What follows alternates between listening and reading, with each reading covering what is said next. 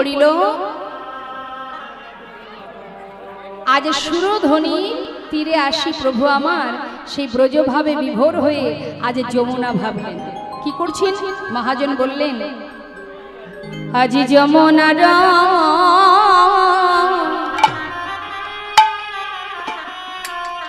ভাবা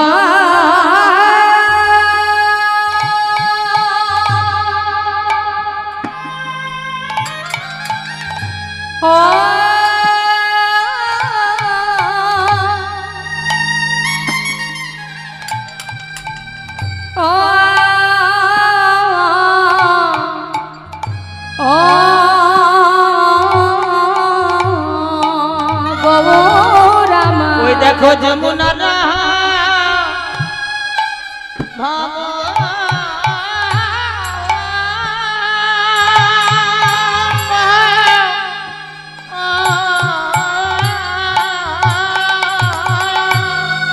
आज गौर हरे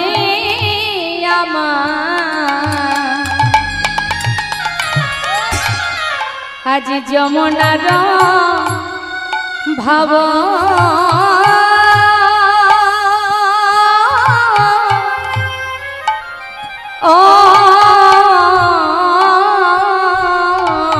ওগো আমার ভাবে নিধি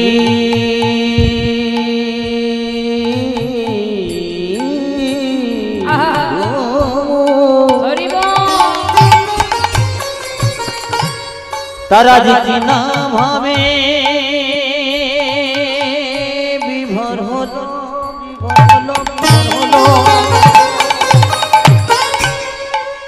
আমার গৌরীর কি নব নব নব নব ভাবে হৃদয় ও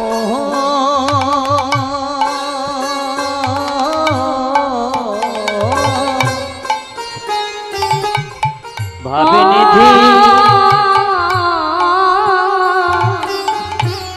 আজ যমুনার ভাব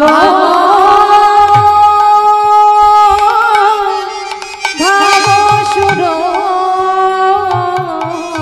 আজ যমুনার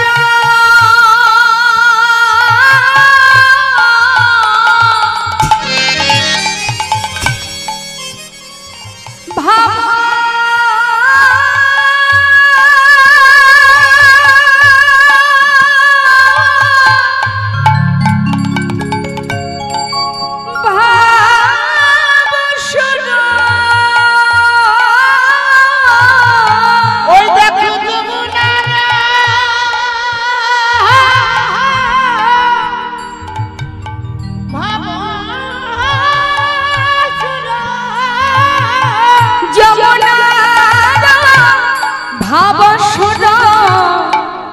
সুরধ্বনি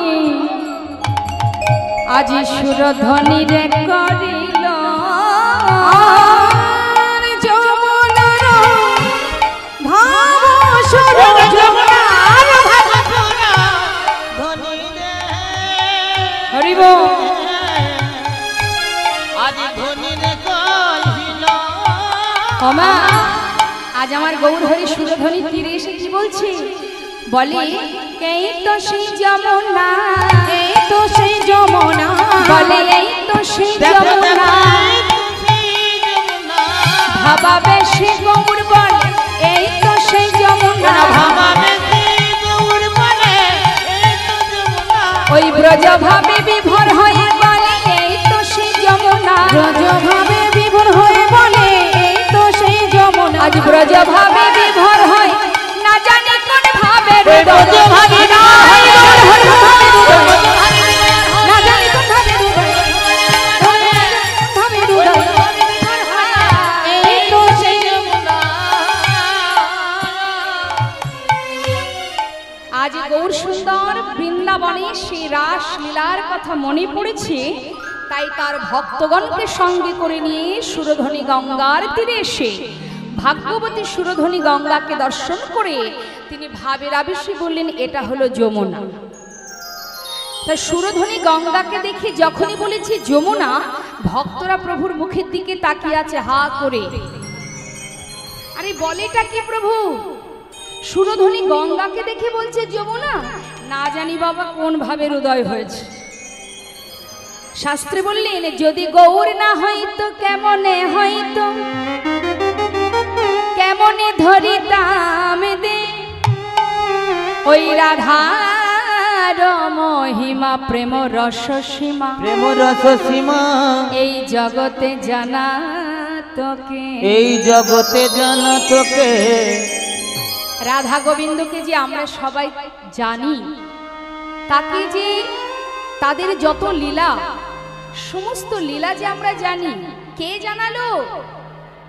ভগবান রাধা কৃষ্ণের যে মধুর লীলা জানালোটাকে। আমরা তো কলির জীব, আর কলির জীব হয়ে সেই বৃন্দাবনে ভগবান কৃষ্ণ যে লীলা করেছেন, সেই দাপর লীলা আমরা জানলাম কেমন করে? গৌর হরি জানালেন, তাই জেনেছি। তাই শাস্ত্রে বললেন শ্রীধাম নবদ্বীপ, যেটা হলো গুপ্ত বৃন্দাবন, আর যে বৃন্দাবনে আমরা সবাই দর্শন করতে যাই সেটা হচ্ছে ভূ বৃন্দাবন বা লীলাক্ষেত্র। তাই আজ আমাদের এই স্থানটি, এটা কিন্তু অন্য কোনো জায়গা নয়, আজ কিন্তু এটাও বৃন্দাবন, এটা হলো নব বৃন্দাবন। তা আজ এই স্থানে আমার প্রভু ভাবের আবেশে সুরধ্বনিকে যমুনা ভেবে আজ বৃন্দাবনে রাস লীলার কথা মনে পড়েছে, তাই তিনি ভাবের আবেশে সেই লীলা প্রকাশ করছেন। ভক্তগণ মুখের দিকে তাকিয়ে আছে, আর মহাজন বলছে তোমরা হা করে কেন তাকিয়ে আছো? গৌর হরির মুখের দিকে হা করে তাকিয়ে আছো কেন? আজ গঙ্গাকে দেখে যমুনা বলছে, তার কারণ আছে। গঙ্গাকে দেখে যমুনা বলছে কেন? বলবে না কেন? বলি এই তো সেই গো, এই তো সেই গো, বলি এই তো সেই গো, দেখো এই তো সেই গো, ও যে ব্রজে ছিল নদে এলো, এই তো সেই গো,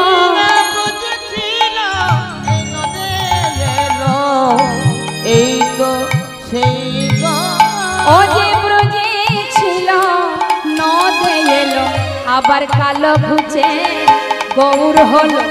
আহা ব্রজে ছিল নদে এলো, কালো ঘুরছে গৌর হলো, ব্রজে ছিল নদে এলো, কালো ঘুরছে গৌর হলো, এই তো সেই গো। হরি বল হরি বল। ব্রজের কৃষ্ণ নদিয়ায় গৌর হয়েছে। আচ্ছা সত্যি কি ব্রজের কৃষ্ণ নদিয়ায় গৌর হয়েছে? কি বলেন আপনারা? প্রচন্ড কথা হচ্ছে, প্রচন্ড চিন্তা করছে। সুযোগ পেয়েছি বহুদিন পর, এই লকডাউনের জন্য পাশের বাড়ি পর্যন্ত যেতে পারতাম না।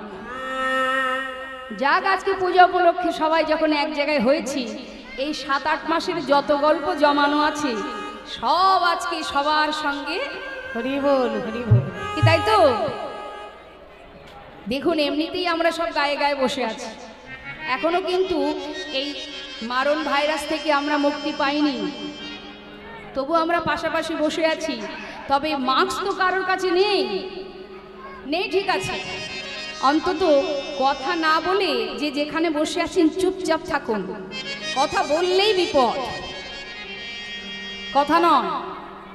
আর এই হরিবাসরে বসে গল্প করলে কি হবে? অনেক কারণ আছে। আমার দিকে তাকান। আচ্ছা বলুন তো ঠাকুমা, বসুন। ওমা আমার দিকে। ব্রজের কৃষ্ণ নদিয়ায় গৌর হয়েছে, কথাটা কি ঠিক? কি বলেন আপনারা? কীর্তন তো অনেক হয় এখানে। ব্রজের কৃষ্ণ নদিয়ায় গৌর হয়েছে, কথাটা কি সত্য? ঠিক কি বলুন তো দেখি। ওমা আপনাকে বলছি, এই যে দেখে দিন আমার দিকে। বৃন্দাবনে কৃষ্ণচন্দ্র এই কলিতে গৌর হয়েছে, এটা কি সত্য কথা? ঠিক? ঠিক নয়, ভুল। ব্রজের কৃষ্ণ নদিয়ায় গৌর হয়নি।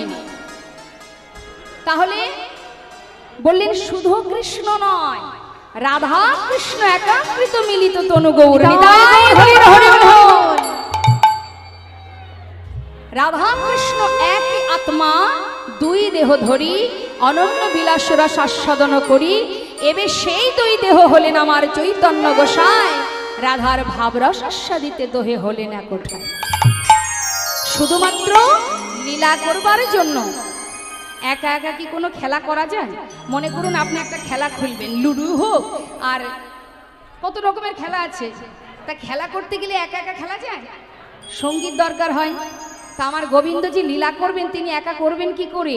তাই তো নিজের অঙ্গ থেকে রাধারানীকে সৃষ্টি করেছিলেন।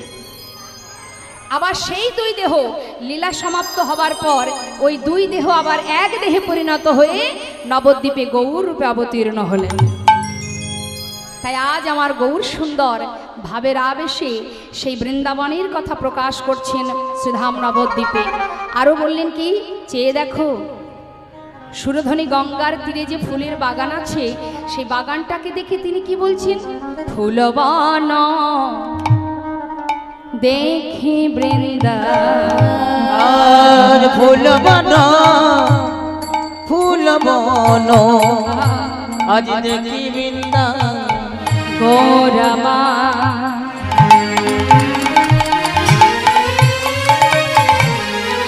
ভাবে নিধি গৌরমা,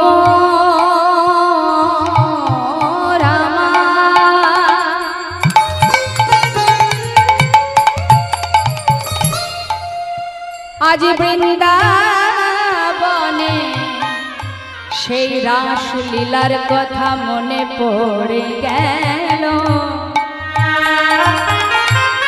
তাই ভাবের আবেশে আজ সুরধনের তীরে ফুলের বনকে দর্শন করে বলে, দেখো দেখো আহা ফুল বন দেখে বৃন্দাবন, ফুল বন দেখি বৃন্দাবনের শ্যামা রে।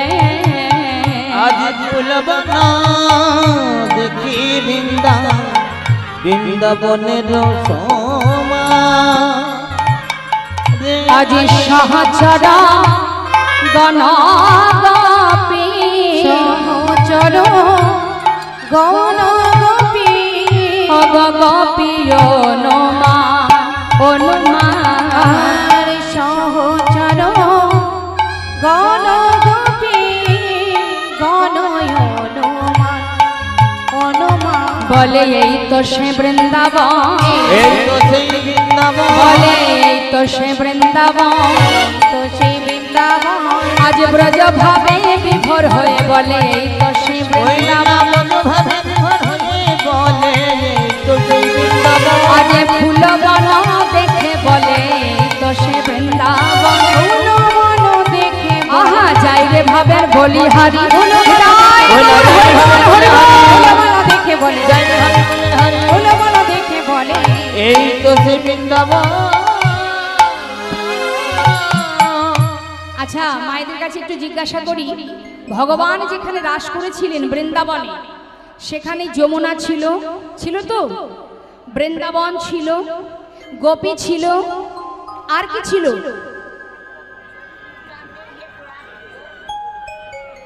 আরে ভুল হোক না, ভুল হলেই ঠিক হবে। কি ছিল বলুন?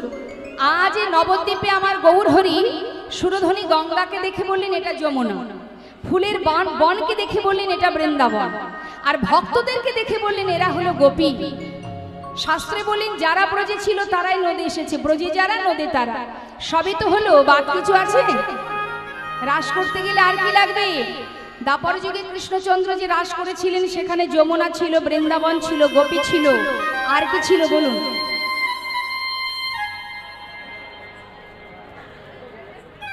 আর কি ছিল?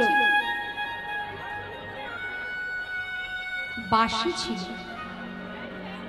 ভগবান কৃষ্ণের হাতে বাঁশি ছিল, তাই না? যে বাঁশি বাজিয়ে সকল গোপীকে ঘর থেকে বনে এনেছিল। আচ্ছা মা, গৌর হরির হাতে কি কোনো বাঁশি আছে? নেই। তাহলে ভগবান কৃষ্ণ যখন রাস করেছিলেন তিনি বাঁশি বাজিয়ে সবাইকে ঘর থেকে বনে টেনে এনেছিলেন। কিন্তু আজ আমার গৌর হরি যদি রাস করবেন তাহলে তিনি তার বাঁশি নেই, বাঁশিটা কোথায়? সেটাকে বৃন্দাবনে। শাস্ত্রে বললেন ব্রজের কৃষ্ণ যদি নদিয়ায় গৌর হবে তাহলে বাঁশিটাকে বৃন্দাবনে থেকে গেল। সবাই যদি আসবে বাঁশিটা গেল কোথায়? সে কি আসেনি? নিশ্চয় এসেছে। তবে কিভাবে এসেছে? ভগবানের হাতের যে বাঁশি মানে মুরলী, এই কলিতে হলো খুরলি অর্থাৎ শ্রী খোল, আর গোবিন্দের চরণের নূপুর সেটা হলো করতাল। আজ আমার গৌরহরি কি করছে?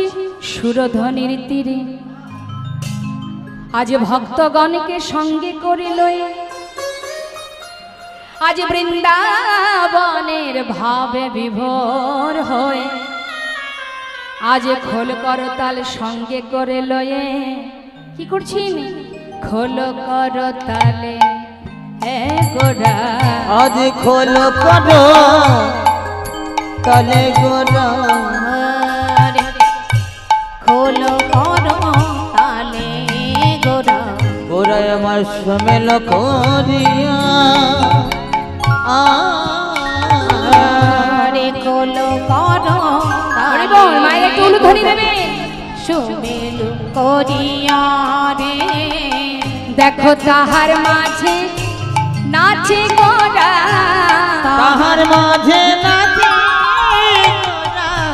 তাহার মাঝে নাচে গোরা, আজ জয় জয় দিয়া রে, আর তাহার মাঝে নাচে গোরা, জয় জয় দিয়া রে আজ গৌরাঙ্গ নাচিছে, আমাদের গৌরাঙ্গ নাচিছে, আজ গৌরাঙ্গ নাচিছে, গৌরাঙ্গ নাচিছে, আজ খোল করতাল সঙ্গে লয়ে গৌরাঙ্গ হরিবল হরিবল, খোল করতাল সঙ্গে লয়ে গৌরাঙ্গ নাচিছে, খোল করতাল সঙ্গে লয়ে গৌরাঙ্গ নাচিছে, ওগো হরি হরি হরি বলে গৌরাঙ্গ নাচিছে, হরি হরি হরি আজ বলে ব্রজ ভাবে বিভোর হয়ে হরি হরি হরি আহারে, হরি আহারে, আহারে, আহারে, দেখো গৌরাঙ্গ নাচিছে। সঙ্গে কি বাজছে? খোল আর করতাল। আচ্ছা আপনাদের সবার কাছে খোল করতাল আছে, আলাদা করে লাগে না, প্রত্যেকের কাছে খোল করতাল আছে। কি আছে তো? কই দেখি, দেখান তো একটু। কি ওটা? হাতে তালি? আমি তো হাতে তালি চাইনি, আমি বলেছি খোল করতাল দেখান। করতাল আর খোল কোথায়? মায়েরা বলুন খোল কোথায়? দেখুন আমাদের সবার কাছে খোল করতাল আছে। এই যে আমাদের দেহটা, এই দেহটা এটা কিন্তু একটা খোল, দেহ খোল। এই খোলটা গোবিন্দ সেবার জন্য সৃষ্টি। শাস্ত্র কি বলছেন? কৃষ্ণ ভজিবার তরে সংসারে আইনু মিছে মায়ায় বদ্ধ হয়ে বৃক্ষ সম হয়নি। তাহলে আমাদের এই দেহটা কিন্তু একটা খোল, এটা গোবিন্দ সেবায় বাজালে বাজে, না বাজালে বাজে না। এটা যেমন মাটির দেহ, আমাদের দেহটা তো মাটির দেহ, আর এই যে শ্রীখোল এটাও তো মাটির দেহ। এই যে এদিকে এসো, এটা কি দিয়ে তৈরি? মাটি। বেশ, এটা যেমন গোবিন্দ সেবার জন্য সৃষ্টি। দেখুন ভগবান কেমন চতুর। পৃথিবীতে তো অনেক বাদ্যযন্ত্র আছে, কি তাই তো মা?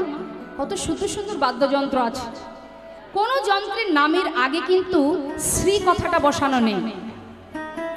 আর এই মাটির দেহ মৃদঙ্গ, প্রত্যেকটা সুরযন্ত্র সেটাকে সুরের সঙ্গে মেলাতে গেলে টিউনিং করতে হয়, তাই না?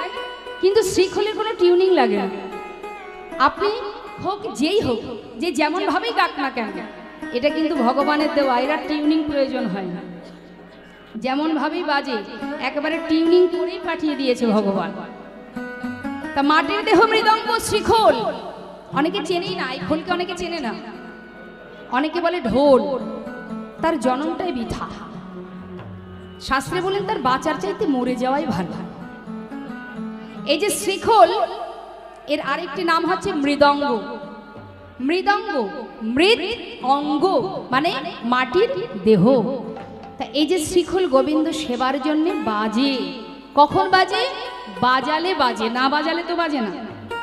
ঠিক তেমন আমাদের এই দেহটাও যদি আমরা গোবিন্দ সেবায়, সবাই আমরা গোবিন্দ সেবায় যদি দেহটাকে লাগাই তবেই তো লাগবে। গোবিন্দ সেবায় বাজালে বাজবে, না বাজালে তো বাজবে না। প্রত্যেকের কাছে এই দেহ খোল আছে। হরি বল। শাস্ত্র কি বলছে দেখুন, শাস্ত্র বলছে যে এই খোলটা বাজে, কতক্ষণ বাজে? কতক্ষণ বাজে এই খোলটা? বাজে খোল, বাজে খোল, বাজে খোল, বাজে খোল, বাজে খোল, বাজে খোল। ওই না হরি নামে কৃষ্ণ নামে বাজে খোল, বাজে খোল। হরি নামে কৃষ্ণ নামে বাজে খোল, বাজে খোল। দেহে প্রাণ আছে যতক্ষণ বাজে খোল, বাজে খোল। হরি বল। যত সময় দেহে প্রাণ আছে ততক্ষণ এই দেহ খোলটা বাজে, হরি নামে কৃষ্ণ নাম। তাই তো মা? যদি কেউ বাজাতে চাই তবেই বাজবে। চিন্তা করুন, আজ এই এত বিপর্যয়ের মধ্যে দিয়েও আমরা কিন্তু সবাই বেঁচে আছি এখনো পর্যন্ত। আমাদের একটু মনে মনে ভাবতে হবে, বাবা নিশ্চয়ই কোনো না কোনো সময় কোনো সুকর্ম সুকৃতি আমাদের ছিল, যার কারণে কিন্তু আজও আমরা বেঁচে আছি। কত লাখো লাখো মানুষ চলে গেছে, কিন্তু কোনো সুকৃতির ফলে হয়তো আজও আমরা পৃথিবীতে বেঁচে আছি। এটা আমাদের সুকর্মের ফল।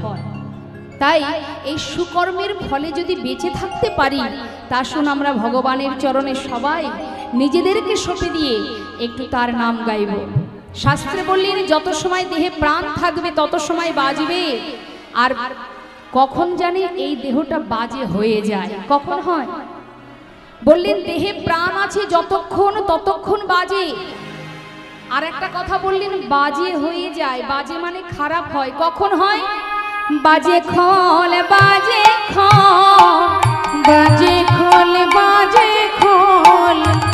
বাজে খোল, বাজে খোল, বাজে খোল। দেহের প্রাণ পাখি উড়ে গেলে হয় বাজে খোল, বাজে দেহের প্রাণ পাখি উড়ে গেলে হয় বাজে খোল, বাজে খোল। দেহের প্রাণ পাখি উড়ে গেলে হয় কোনো কাজের নয়, কাজের নয়। তাই বল হরি বল, হরি বল। প্রাণ পাখি উড়ে গেলে হলো কাজের নয়, কাজের নয়। প্রাণ পাখি উড়ে গেলে হয় বাজে খোল, বাজে খোল। রাধে।